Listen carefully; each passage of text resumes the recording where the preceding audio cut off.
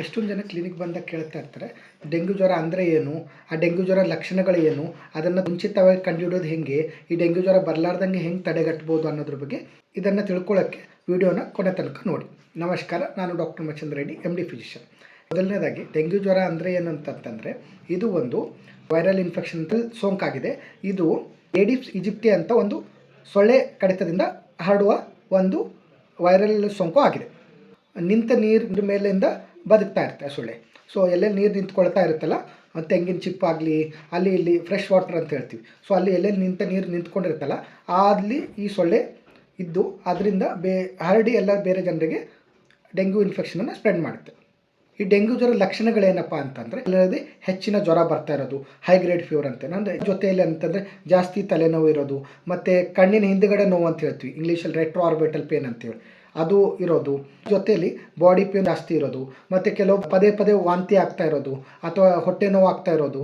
ಮತ್ತು ಕೆಲವೊಬ್ರಿಗೆ ಏನಾಗುತ್ತೆ ಅಂದರೆ, ಜಾಸ್ತಿ ಸಿವಿಯರ್ ಡೆಂಗ್ಯೂ ಇನ್ಫೆಕ್ಷನ್ ಆದಾಗ ಏನಾಗುತ್ತೆ ಅಂತಂದರೆ, ಪ್ಲೇಟ್ಲೆಟ್ ಅಂತ ಏನಂತೀವಲ್ಲ, ಆ ಪ್ಲೇಟ್ಲೆಟ್ ಕಮ್ಮಿ ಆಗಿ ಅವರಿಗೆ ರಕ್ತ ಸ್ರಾವ ಆಗೋ ಚಾನ್ಸಸ್ ಜಾಸ್ತಿ ಆಗುತ್ತೆ.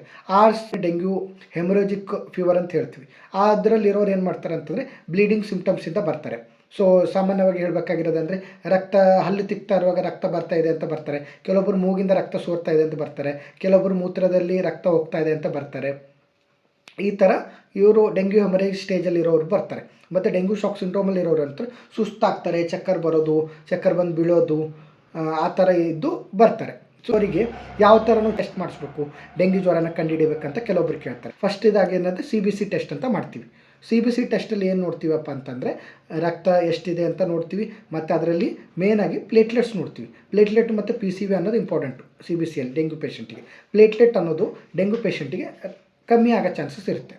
ಮತ್ತು PCV ಅನ್ನೋದು ವೇರಿಯೇಷನ್ ಆಗ್ತಾ ಇರುತ್ತೆ dengue patiently, based on stage, ಯಾವ ಸ್ಟೇಜಲ್ಲಿದ್ದಾರೆ, ಅದರದ್ದು ಡೆಂಗ್ಯೂ ಯಾವ ಥರ ಇದರಲ್ಲಿದೆ ಅಂತ. ನೆಕ್ಸ್ಟ್ ಏನು ಮಾಡ್ತೀವಿ ಅಂತಂದರೆ, ಡೆಂಗ್ಯೂ ಸಿರಾಲಜಿ ಅಂತ ಮಾಡ್ತೀವಿ. ಅದರಲ್ಲಿ ಏನೇನು ಬರುತ್ತಪ್ಪ ಅಂತಂದರೆ, ಡೆಂಗ್ಯೂ NS1 ಆ್ಯಂಟಿಜನ್ ಟೆಸ್ಟ್ ಅಂತ ಬರುತ್ತೆ, ಮತ್ತು ಡೆಂಗ್ಯೂ IgM ಅಂತ ಬರುತ್ತೆ, ಡೆಂಗ್ಯೂ IgG ಅಂತ ಬರುತ್ತೆ. NS1 ಆ್ಯಂಟಿಜನ್ ಟೆಸ್ಟ್ ಅಂತಂದರೆ, ಇನಿಷಿಯಲ್ ಸ್ಟೇಜಸ್ಸಲ್ಲಿ ಬೇಗನೆ ಪೇಷಂಟ್ ಬಂದರೆ NS1 ಆ್ಯಂಟಿಜನ್ ಪಾಸಿಟಿವ್ ಬರುತ್ತೆ. ಪೇಷಂಟ್ಗೆ ಆ್ಯಕ್ಟಿವ್ ಆಗಿ ಡೆಂಗ್ಯೂ ಇನ್ಫೆಕ್ಷನ್ ಇದ್ದರೆ IgM ಪಾಸಿಟಿವ್ ಬರೋ ಚಾನ್ಸಸ್ ಇರುತ್ತೆ. IgG ಪಾಸಿಟಿವ್ ಬಂದರೆ ಪೇಷಂಟಿಗೆ ಹಿಂದುಗಡೆ ಸ್ವಲ್ಪ ದಿನ ಹಿಂದುಗಡೆ ಡೆಂಗ್ಯೂ ಇನ್ಫೆಕ್ಷನ್ ಆಗಿರುತ್ತೆ ಅಂತ ನಮಗೆ ತೋರಿಸ್ಕೊಡುತ್ತೆ. ಅದನ್ನು ಕೆಲವೊಬ್ರಿಗೆ ಹೊಟ್ಟೆ ನೋವಾಗ್ತಾ ಇರೋರಿಗೆ USG ಹೊಟ್ಟೆ ಸ್ಕ್ಯಾನಿಂಗ್ ಅಂತ ಮಾಡ್ತೀವಿ, ಸೋನೋಗ್ರಫಿ ಅಂತ ಏನು ಹೇಳ್ತಾರೆ ಹೊಟ್ಟೆದು, ಆ ಸ್ಕ್ಯಾನಿಂಗ್ ಮಾಡ್ತೀವಿ. ಅದರಲ್ಲಿ ಏನು ತೋರಿಸುತ್ತಪ್ಪ ಅಂದರೆ, ನಾವು ಪಾಲಿಸಿರೋಸೈಟಿಸ್ ಅಂತ ಹೇಳ್ತೀವಿ. ಆ ಥರದ್ದು ಏನು ಟ್ರೀಟ್ಮೆಂಟ್ ಮಾಡ್ತೀವಪ್ಪ ಅಂತ ಕೇಳ್ತೀವಿ. ಎಷ್ಟೊಂದು ಜನ ಕೇಳ್ತಾರೆ, ಸರ್ ನಂಗೆ ಡೆಂಗ್ಯೂ ಆಗಿದೆ, ಪಾಸಿಟಿವ್ ಬಂದಿದೆ, ನಂಗೆ ಏನಾದ್ರು ಗೋಳಿ ಕೊಡಿ ಸರ್, ನಂದು ಒಂದೇ ಸರಿ ಡೆಂಗ್ಯೂ ಕಮ್ಮಿ ಮಾಡೋಕ್ಕೆ ಅಂತ. ಆ ಥರ ಯಾವುದೂ ಟ್ರೀಟ್ಮೆಂಟ್ ಇನ್ನೂ ಇಲ್ಲ. ಡೆಂಗ್ಯೂಗೆ ಸ್ಪೆಸಿಫಿಕ್ ಟ್ರೀಟ್ಮೆಂಟ್ ಅಂತ ಇಲ್ಲ. ಡೆಂಗ್ಯೂಗೆ ಏನು ಮಾಡ್ತೀವಿ ಅಂತಂದರೆ, ಮೇನ್ ಇಂಪಾರ್ಟೆಂಟ್ ಡೆಂಗ್ಯೂ ಟ್ರೀಟ್ಮೆಂಟ್ ಇಲ್ಲ ಅಂತಂದರೆ, ಮಾನಿಟರ್ ಮಾಡೋದು ಇಂಪಾರ್ಟೆಂಟ್ ಡೆಂಗ್ಯೂ ಪೇಷಂಟಿಗೆ.